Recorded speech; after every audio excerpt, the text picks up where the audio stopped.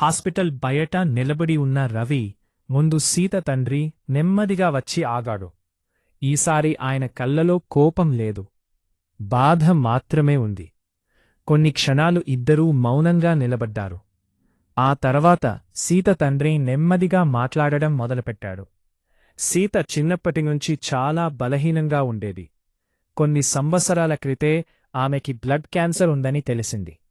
రవి మౌనంగా వింటున్నాడు. ట్రీట్మెంట్ కోసం ఎంత ప్రయత్నించినా డాక్టర్లు ఆశలు చాలా తక్కువనే ఇసివన్నారు. ఆ మాటలు విన్న రవి గుండె మళ్లీ భారంగా మారింది. సీత తండ్రి కళ్ళలో నీళ్లు తిరిగాయి. ఆమె చివరి రోజులు అయినా సంతోషంగా ఉండాలి మాత్రమే అనుకున్నాను. అందుకే ఆమెకి మంచి జీవితమివ్వాలని త్వరగా పెళ్లి చేయాలని చూశాను. రవి మొదటిసారి ఆయన బాధను అర్థం చేసుకున్నాడు. కొన్ని క్షణాల తర్వాత సీత తండ్రి రవిని చూసి అడిగాడు, నిజంగా నా కూతుర్ని అంతగా ప్రేమిస్తున్నావా? రవి ఒక్క క్షణం కూడా ఆలోచించలేదు. ప్రాణం కంటే ఎక్కువగా అన్నాడు. ఆ మాట విన్న సీత తండ్రి కళ్ళలో కన్నీళ్లు జారాయి. ఆమె మిగిలిన రోజుల్ని నువ్వు సంతోషంగా ఉంచు అన్నాడు. ఆ మాట విన్న రవి షాక్ అయ్యాడు. అతని కళ్ళలో కూడా నీళ్లు వచ్చాయి. ఆ రోజు తరువాత రవి ఒక్క క్షణం కూడా సీతని ఒంటరిగ్గా వదల్లేదు. హాస్పిటల్ నుంచి డిశ్చార్జ్ అయిన తర్వాత ఆమెను ప్రతిరోజూ బయటికి తీసుకెళ్లేవాడు. సముద్ర తీరానికి, దేవాలయాలకు, వాళ్లు మొదట కలిసిన బస్టాప్ దగ్గరకు సీత చిన్న పిల్లలా నవ్వేది. ఆ నవ్వు చూడటానికే రవి బ్రతుకుతున్నాడు. ఒకరోజు ఇద్దరూ సరస్సు దగ్గర కూర్చున్నారు. సాయంత్రం సూర్యాస్తమయం చాలా అందంగా కనిపిస్తోంది. సీత నెమ్మదిగా రవి భుజంపై తలపెట్టుకున్నది.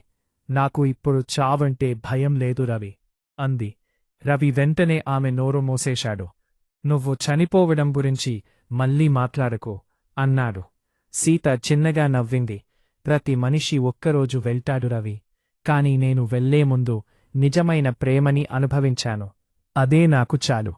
ఆ మాట విన్న రవి కళ్ళలో నీళ్లు తిరిగాయి. కొన్ని రోజుల తర్వాత సీత ఆరోగ్యం మరింత క్షీణించింది.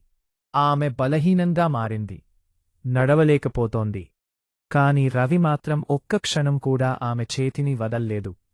ఒక రాత్రి సీత నెమ్మదిగా అడిగింది, రవి, నాకొక చిన్న కోరికుంది. ఏదైనా చెప్తే చేస్తాను అన్నాడు రవి. సీత కళ్ళలో నీళ్లు వచ్చాయి. చనిపోయే ముందు నీ భార్యగా ఒక్కరోజైనా బ్రతకాలనుంది. ఆ మాట విన్న క్షణం రవి ఏడ్చేశాడు. మరుసటి రోజు ఉదయం ఒక చిన్న దేవాలయంలో కొద్దిమంది మధ్య రవి సీత మెడలో తాళి కట్టాడు.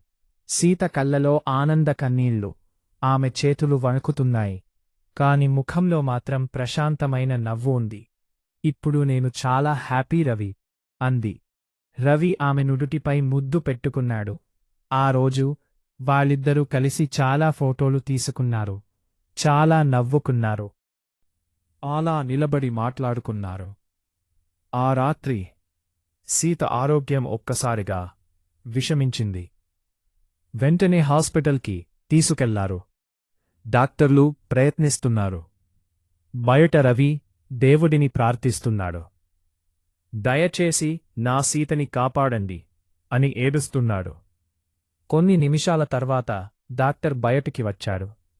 ఆయన ముఖం చూసిన క్షణమే రవికి నిజం అర్థమైంది. రవి లోపలికి పరుగెత్తాడు. సీత బెడ్ మీద చాలా బలహీనంగా పడుకుంది. ఆమె శ్వాస నెమ్మదిగా తగ్గుతోంది. రవి ఆమె చేతిని బిగిగా పట్టుకున్నాడు. సీత, నేను ఇక్కడే ఉన్నాను. సీత కళ్ళను నెమ్మదిగా తెరిచింది.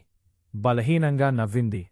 రవి అంది, తర్వాత జన్మలో కూడా నిన్నే ప్రేమిస్తాను అంది. రవి ఏడుస్తూ నేను కూడా అన్నాడు. సీత నెమ్మదిగా అతని చేతిని బిగించింది. ఆ తర్వాత మే శ్వాస ఆగిపోయింది. మెషిన్ సౌండ్ ఒక్కసారిగా సూటిగా మారింది. ఆ క్షణం రవి ప్రపంచం పూర్తిగా ఖాళీ అయిపోయింది. అతను బిగ్గరగా ఏడుస్తూ సీతని హత్తుకున్నాడు. నన్ను ఒంటరిగా వదిలి వెళ్ళొద్దు సీత అని అరుస్తున్నాడు.